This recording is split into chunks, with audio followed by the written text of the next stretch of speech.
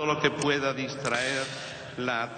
retour ici à Saint-Jacques de Compostelle, nous allons vivre ensemble en direct cette grande messe célébrée par le pape Benoît XVI, qui est venu ici non seulement pèlerin parmi les pèlerins, mais qui est venu aussi comme successeur de Pierre, venu affermir la foi de ses frères. Alors de nombreux fidèles sont rassemblés sur cette place de l'Orfèvre, qui est une des dernières étapes du chemin de Compostelle avant de rentrer dans cette basilique qui, vous le verrez, est sur votre gauche, cette basilique cathédrale.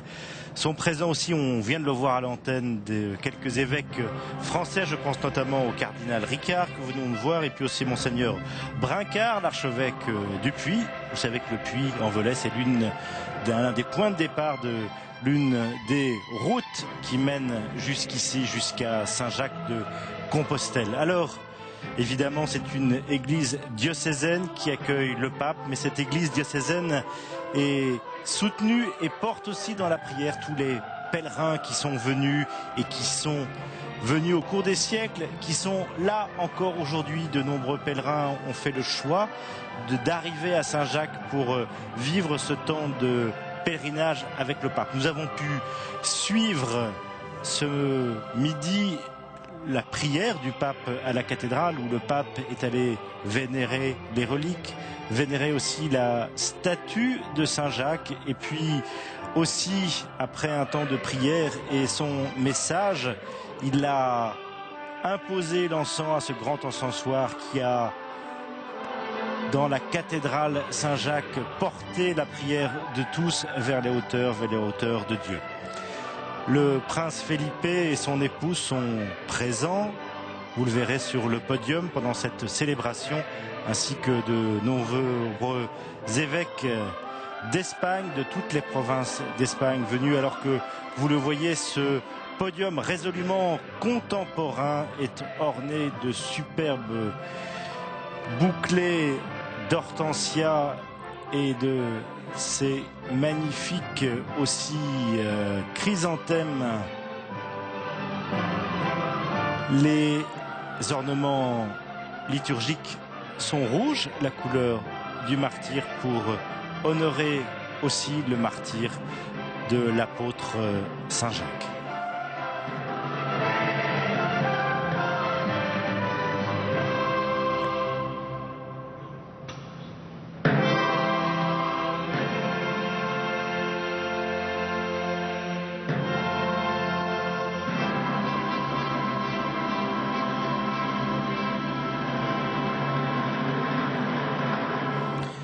Le pape Benoît XVI nous a dit tout à l'heure que faire pèlerinage signifie sortir de soi-même pour aller à la rencontre de Dieu, là où il s'est manifesté, là où la grâce divine s'est montrée avec une splendeur particulière et a produit de fruits abondants de conversion et de sainteté chez les croyants. Nous sommes pèlerins, Seigneur Jésus, accueille-nous à ton autel.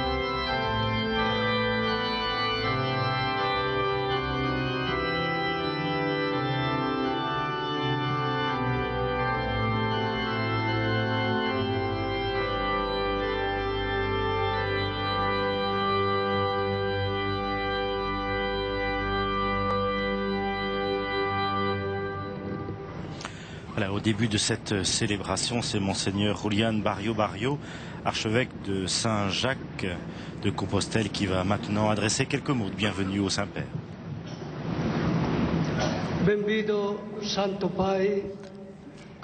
Bienvenue, Saint-Père, à cette ville de Saint-Jacques, en Espagne, en Galice. Sigue ressoando entre nós. E multitudes de peregrinos continuam chegando. La foule de pèlerins continue de venir dans cette église de Saint-Jacques de Compostelle, qu'avec son lien immémorial avec le proto-martyr maintient vivante cette mémoire.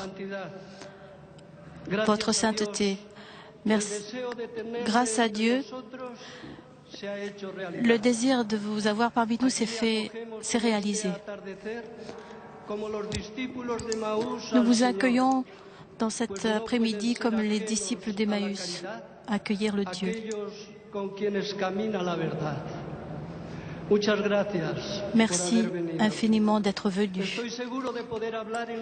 Je suis sûr de pouvoir parler au nom de tous les prêtres, de tous les cardinaux, les évêques, les archevêques, tous les religieux et laïcs et de leurs altesses royales et des autorités nationales, des autorités autonomes et municipales. Quand je manifeste notre profonde joie à vous recevoir.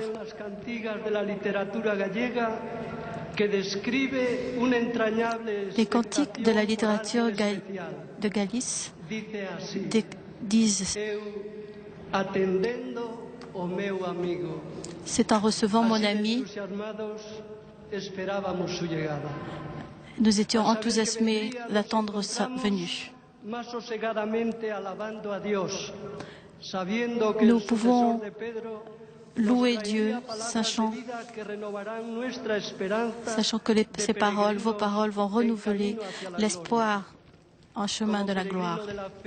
Comme pèlerin de la foi et témoin de Christ ressuscité, vous vous unissez à tant et tant de pèlerins qui dans cette année sainte ont participé en donnant la mémoire de cette tradition apostolique.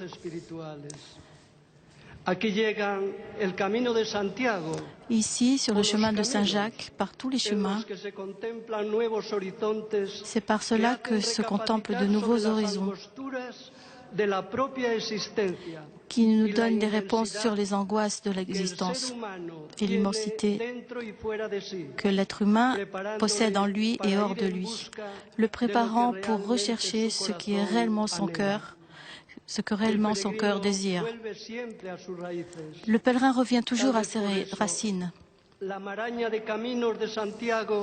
C'est pour cela que les chemins de Saint-Jacques ressemblent à une grande racine. Et en chemin surgissent les questions nécessaires qui recherchent des réponses qui clarifient. Jérusalem, Rome, Saint-Jacques, des routes, des chemins pour l'esprit de l'être humain, des chemins pour penser et découvrir pourquoi nous sommes venus dans ce monde, des sentiers ouverts par les traces de Dieu qui donnent des réponses à la question de pourquoi ne sommes-nous pas pleinement heureux dans ce pèlerinage terrestre, malgré le fait que nous le cherchions tant de fois. Nous avons besoin de revitaliser notre foi. L'harmonie, le courage d'une nouvelle évangélisation pour annoncer le Christ avec une créativité pastorale. Nous avons besoin de force pour continuer le pèlerinage, la conversion, parce qu'il y a des blessures à guérir, des choses qui nous rehaussent de ce qui nous distrait, de ce qui nous fait oublier que l'Église, dans son mission prophétique, porte le sceau du martyr pour être témoin du Christ crucifié et ressuscité. Saint-Père, nous aimerions pouvoir vous garder plus longtemps parmi nous, dans cette terre chérie, accueillante et hospitalière.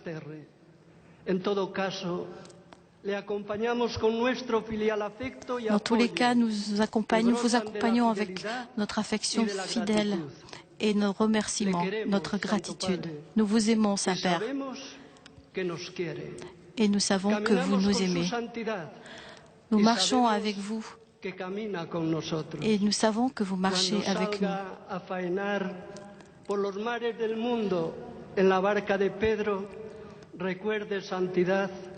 Rappelez-vous, Saint-Père, que notre petit bateau, notre petite barque est très proche de la vôtre. La barque de Pierre, nous sommes attentifs à la moindre signe que vous pouvez nous faire.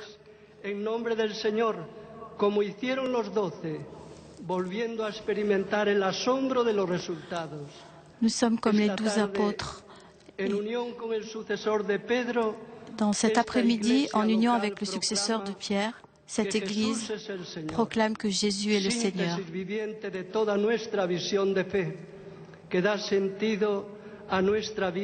Il donne un sens à notre vie et illumine notre mort. Sur la croix, Jésus nous a dit que le frère de Jacques, Juan, avait accueilli dans sa maison. Sur le pilier de Saragosse, l'apôtre Jacques, Saint Jacques, a senti au milieu de ses angoisses la chaleur maternelle de la mère de Jésus. Elle, pèlerine, est toujours avec nous. Saint-Père, j'ai manifesté un sentiment de joie profonde de vous recevoir à Santiago. Au nom de tous, comme les disciples d'Emmaüs, je vous dis, restez avec nous. La messe est préparée. La table est prête. Nous voulons prier avec votre sainteté pour suivre fidèlement les orientations que vous voudrez nous donner. Et nous sommes prêts à participer sur la table de l'Eucharistie pour pouvoir continuer notre pèlerinage, notre chemin,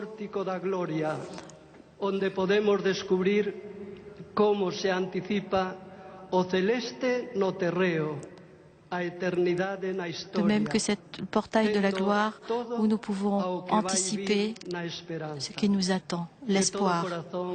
De tout mon cœur, Saint-Père, nous vous disons merci beaucoup, Saint-Père.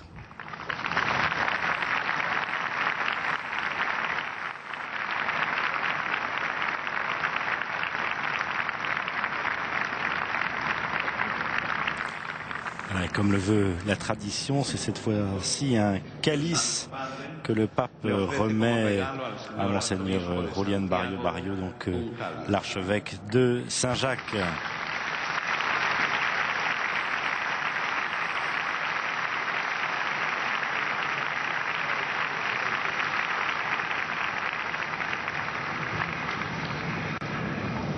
Ahora recojámonos de nuevo en oración para continuar la Santa Misa.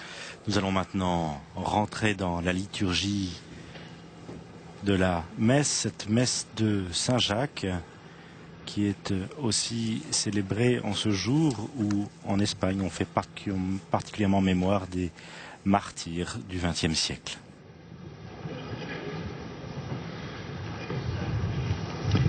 En el nombre del Padre, del Hijo y del Espíritu Santo. La paz esté con vosotros. Frères et sœurs, lors de ma première visite à Saint-Jacques de Compostelle, dans cette très belle place de Obradoiro, nous nous réunissons pour célébrer l'Eucharistie solennelle comme fin de notre pèlerinage au sépulcre de l'apôtre Saint-Jacques, qui a voulu être comme un pèlerin parmi les pèlerins. Dans cette célébration joyeuse, demande d'être aussi une rencontre fraternelle avec vous, les évêques, les prêtres, les religieux, les religieuses, les séculaires, les diocèses de l'Église en Espagne et en Galice, et d'une façon spéciale avec tous les pèlerins que, lors de cette année sainte, avaient visité le sépulcre de l'apôtre Saint-Jacques.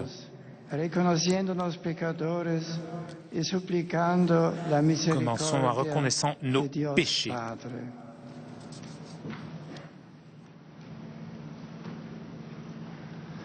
Je confesse à Dieu Tout-Puissant che peccato mucho de pensamiento, palabra, obra y omisión, por mi culpa, por mi gran culpa. Por eso ruega a Santa María siempre Virgen, a los ángeles, a los santos y a vosotros, hermanos, que intercedáis por mí ante Dios nuestro Señor. Dios Todopoderoso tenga misericordia de nosotros, perdone nuestros pecados y nos lleve a la vida eterna.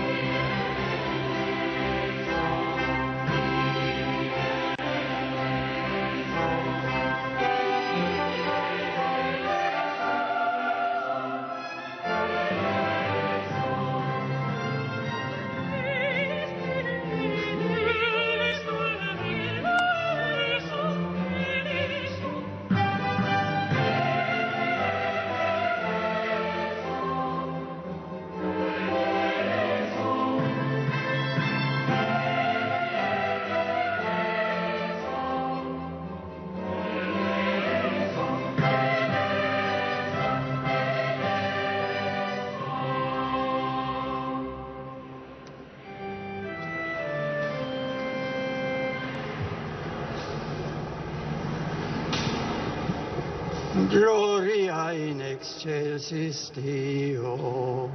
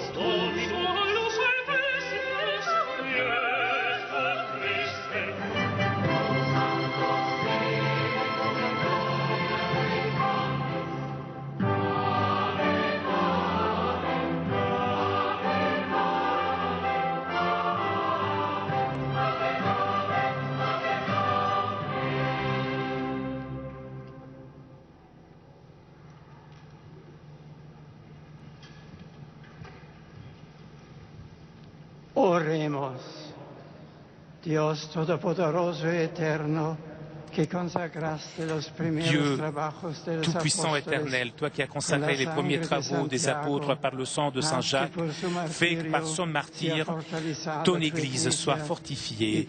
Par son patronage, notre peuple reste fidèle au Christ jusqu'à la fin des temps. Por nuestro Señor Jesucristo, tu Hijo, que vive y reina contigo en la unidad del Espíritu Santo, y es Dios por los siglos de los siglos.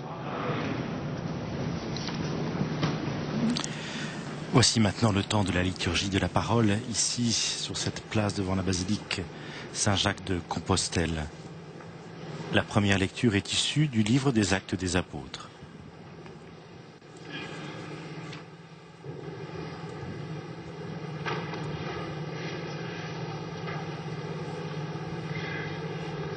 Primeira lectura. Lectura do livro dos Feitos dos Apóstolos. En ces temps-là, c'est avec une grande force que les apôtres portaient témoignage de la résurrection du Seigneur Jésus et la puissance de la grâce était sur eux tous. Par les mains des apôtres, beaucoup de signes et de prodiges se réalisaient dans le peuple. Tous les croyants d'un seul cœur se tenaient sous la colonnade de Salomon. Il emmena les apôtres devant le Sanhédrin et le grand prêtre les interrogea. Nous vous avions formellement interdit d'enseigner le nom de cet homme-là. Et voilà que vous remplissez Jérusalem de votre enseignement. Voulez-vous donc faire retomber sur nous le sang de cet homme? Pierre, avec les apôtres, répondit alors, « Il faut obéir à Dieu plutôt qu'aux hommes. Le Dieu de nos pères a ressuscité Jésus, que vous aviez exécuté en le pendant au bois du supplice. C'est lui que Dieu, par sa puissance, a élevé en faisant de lui le chef, le sauveur, pour apporter à Israël la conversion et le pardon des péchés. Quant à nous, nous sommes les témoins de tout cela, avec l'Esprit Saint que Dieu a donné à ceux qui lui obéissent. » En attendant, les apôtres parlaient ainsi, les membres du Grand Conseil, exaspérés, projetaient de les faire mourir. Le roi Hérode Agrippa supprima Jacques, frère de Jean, en le faisant décapiter. Nous chantons maintenant le psaume 66. Que Dieu nous prenne en grâce et nous bénisse, que son visage s'illumine pour nous, et ton chemin sera connu sur la terre, ton salut parmi toutes les nations.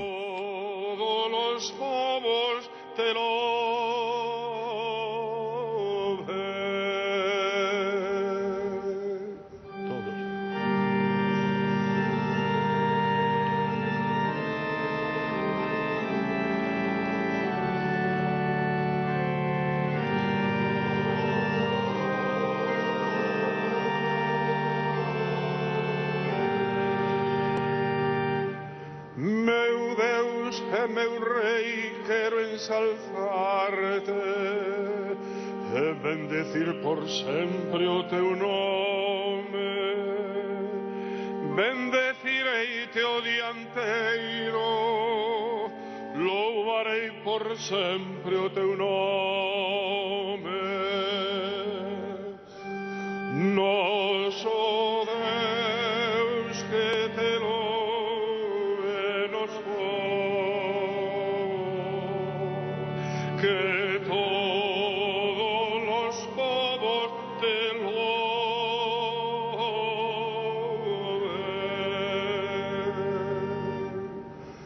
Grande, oh Señor, e digno de louvanza, a súa grandeza é insondable. Unha xeración pasalle a outra os seus feitos e contalle as túas obras. Noso Deus que te louve nos povos, que todos los povos te loven.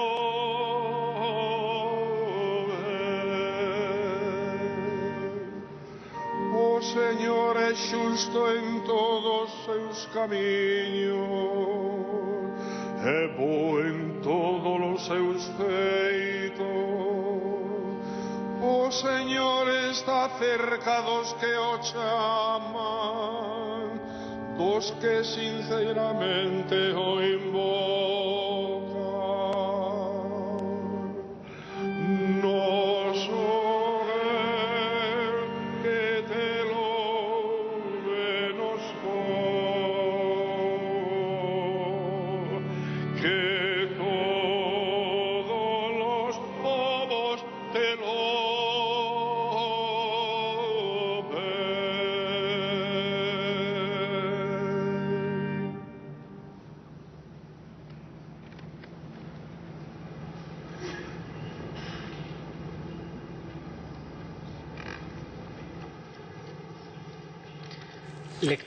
Lecture de la lettre de Saint Paul apôtre aux Corinthiens.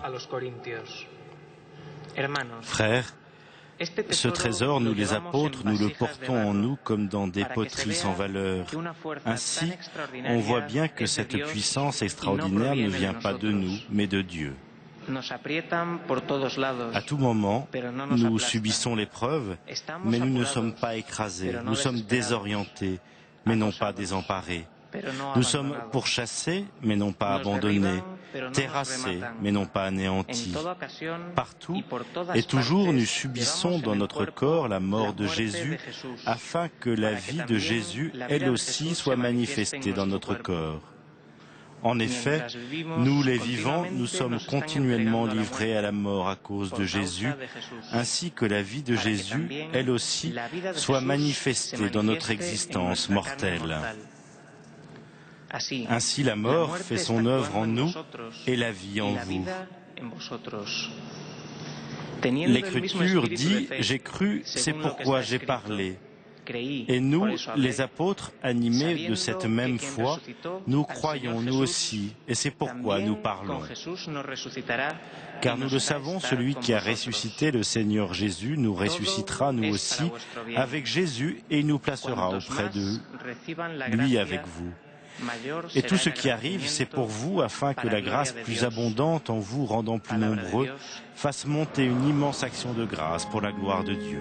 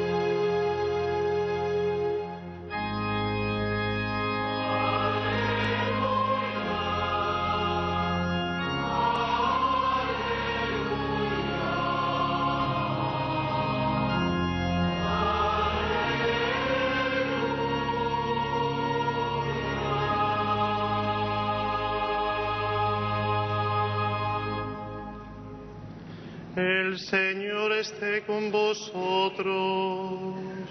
Y con tu espíritu. Lectura del Santo Evangelio. Lecture de l'Évangile selon saint Matthieu.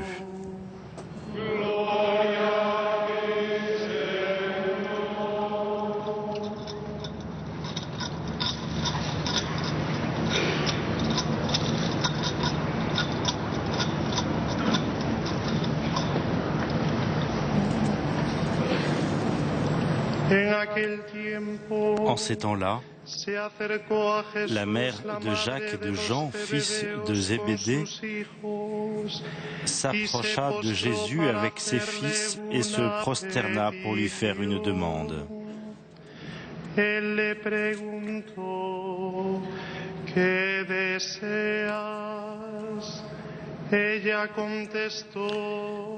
Jésus lui dit, « Que veux-tu » Elle répondit, « Voilà mes deux fils, ordonne qu'ils siègent l'un à ta droite et l'autre à ta gauche dans ton royaume. »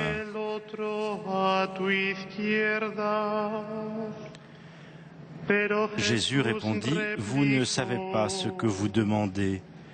Pouvez-vous boire à la coupe que je vais boire ?» Ils lui dirent, « Nous le pouvons. » Il lui dit, « Ma coupe, vous y boirez. Quant à siéger à ma droite et à ma gauche, il ne m'appartient pas de l'accorder. Il y a ceux pour qui ces places sont préparées par mon Père. »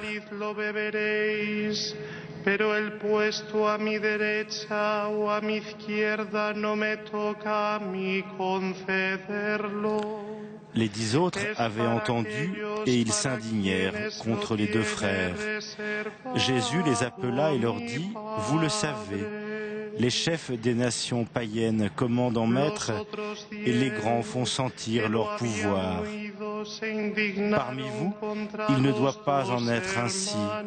Celui qui veut devenir grand sera votre serviteur, et celui qui veut être le premier sera votre esclave. Ainsi, le Fils de l'homme n'est pas venu pour être servi, mais pour servir et donner sa vie en rançon pour la multitude. » No será así entre vosotros. El que quiera ser grande entre vosotros, que sea vuestro servidor. Y el que quiera ser primero entre vosotros, que sea vuestro esclavo.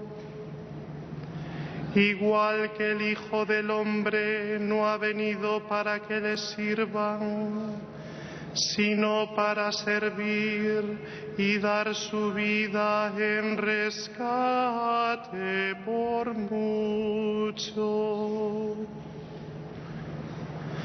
Palabra del Señor. Gloria a ti, Señor.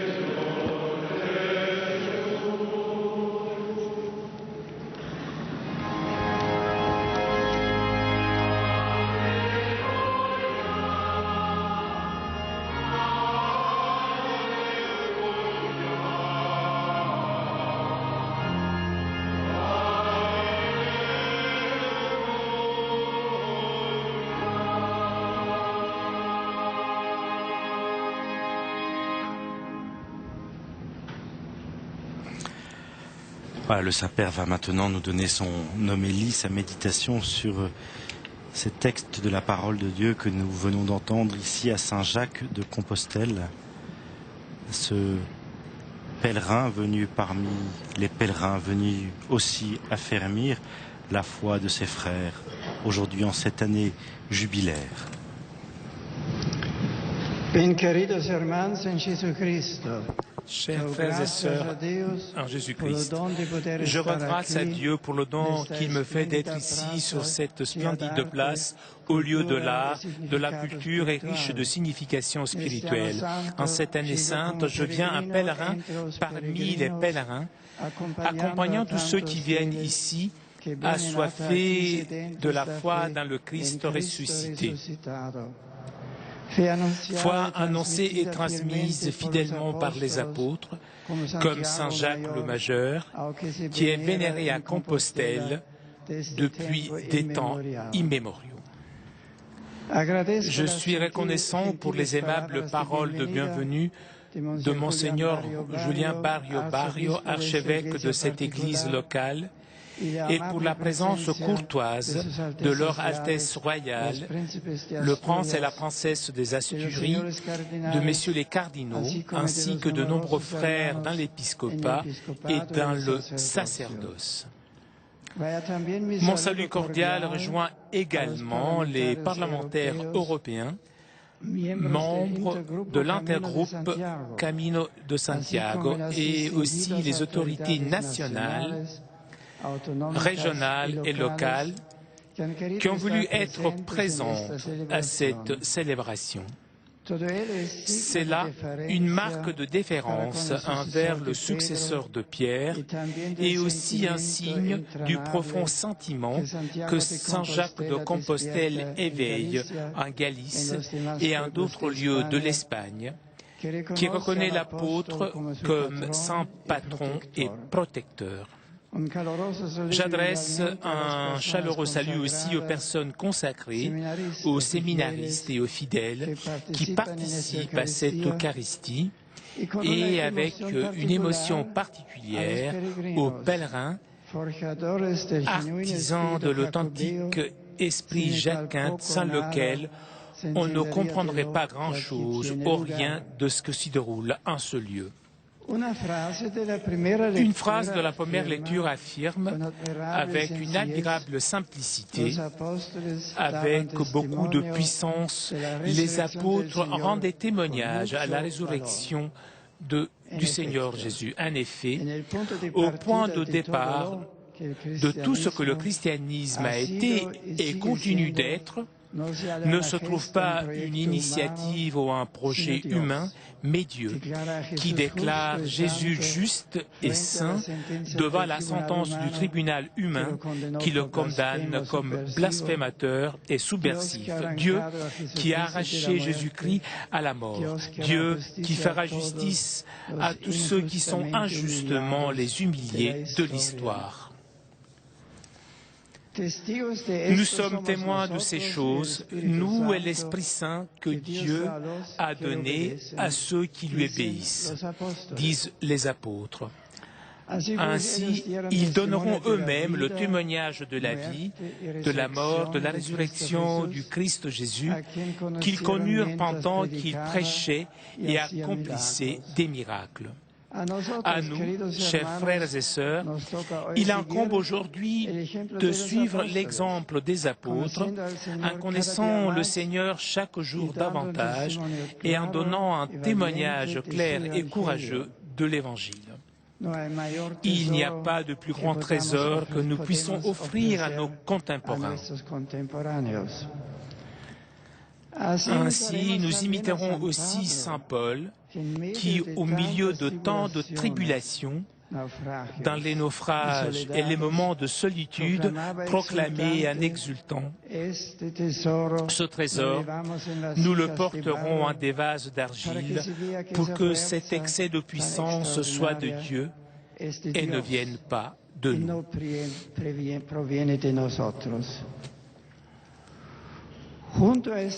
À ces paroles de l'apôtre des gentils sont liées les paroles mêmes de l'Évangile que nous venons d'entendre et qui invitent à vivre selon l'humilité du Christ qui, suivant en tout la volonté du Père, est venu pour servir et donner sa propre vie en rançon pour une multitude. Pour les disciples qui veulent suivre et imiter le Christ, servir leurs frères n'est pas une simple option, mais une part essentielle de leur être. Un service qui se ne mesure pas sur la base de critères du monde, de l'immédiat, du matériel, de l'apparence, mais qui rend présent l'amour de Dieu pour tous les hommes et dans toutes ses dimensions, et qui lui rend témoignage même à travers les gestes les plus simples.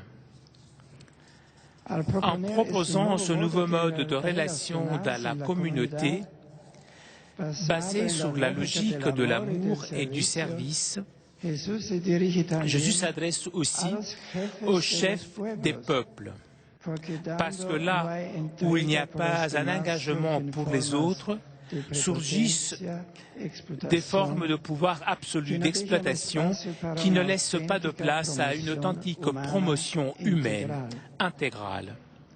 Et je voudrais que ce message rejoigne avant tout les jeunes.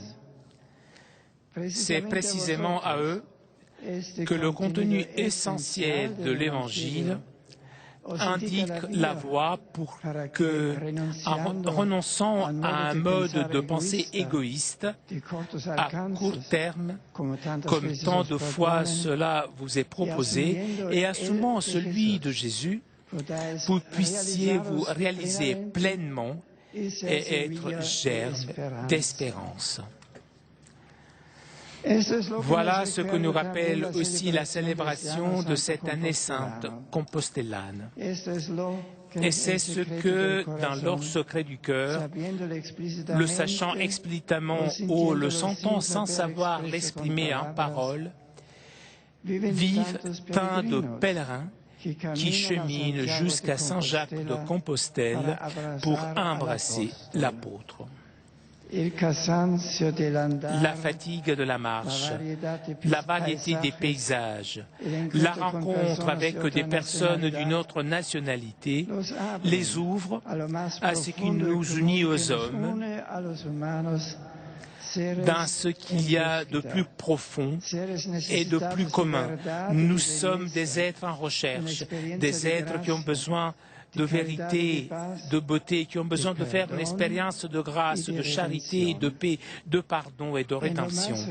Et au plus profond de tous résonne la présence de Dieu et l'action de l'Esprit Saint.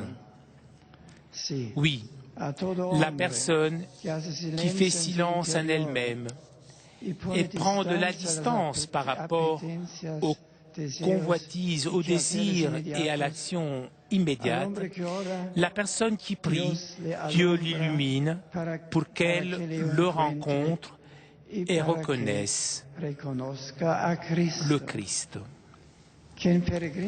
Qui accomplit le pèlerinage à Santiago, au fond, le fait pour rencontrer par-dessus tout Dieu, manifesté dans la majesté du Christ, qui l'accueille et le bénit à son arrivée au portico de la Gloria. Dans ce lieu, en messager de l'Évangile que Pierre et Jacques signèrent de leur propre sang, je désire porter mon regard vers l'Europe qui vint en pèlerinage à Compostelle. Quelles sont ses grandes nécessités, ses craintes et ses espérances? Quelle est la contribution spécifique et fondamentale de l'Église à cette Europe qui, au cours du dernier demi-siècle, a parcouru un chemin vers de nouvelles configurations et vers des projets? Son apport est centré sur une réalité aussi simple et décisive que celle-ci. Dieu existe et c'est lui qui nous a donné la vie. Lui seul est l'absolu. L'amour fidèle est immuable. Le terme infini qui transparaît derrière tous les biens, derrière la vérité et la beauté merveilleuse de son monde.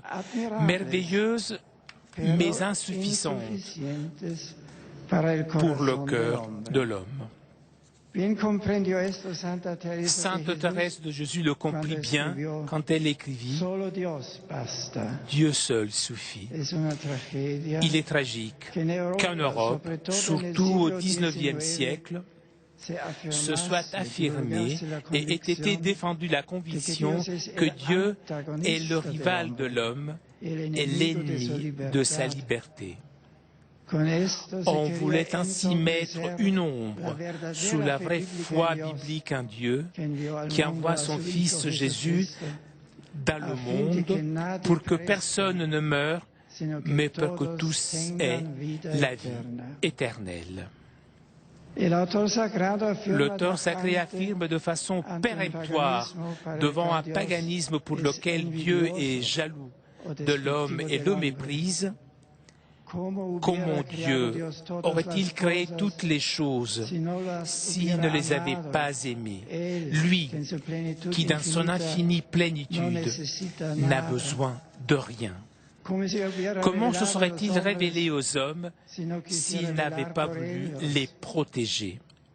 Dieu est à l'origine de notre être et il est le fondement et le sommet de notre liberté et non son adversaire. Comment l'homme mortel peut-il être son propre fondement et comment l'homme pécheur peut-il se réconcilier avec lui-même? Comment est-il possible que soit devenu public le silence sur la réalité première et essentielle de la vie humaine? Comment se peut-il que ce qui est le plus déterminant en elle soit enfermé dans la sphère privée ou relégué dans la pénombre?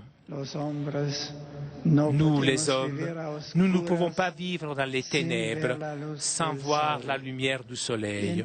Alors, comment est-il possible que soit nié à Dieu, soleil des intelligences, force des volontés et boussole de notre cœur, le droit de proposer cette lumière qui dissipe toute ténèbre?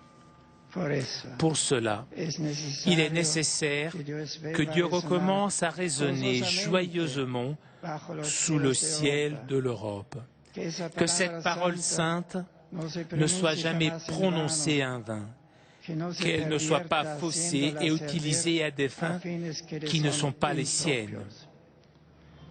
Il convient qu'elle soit proclamée saintement. Il est nécessaire que nous la percevions aussi dans la vie de chaque jour, dans le silence du travail, dans l'amour fraternel et dans les difficultés que les années apportent avec elles. L'Europe doit s'ouvrir à Dieu, sortir sans peur à sa rencontre, travailler avec sa grâce pour la dignité de l'homme, que les meilleures traditions avaient découverte, la tradition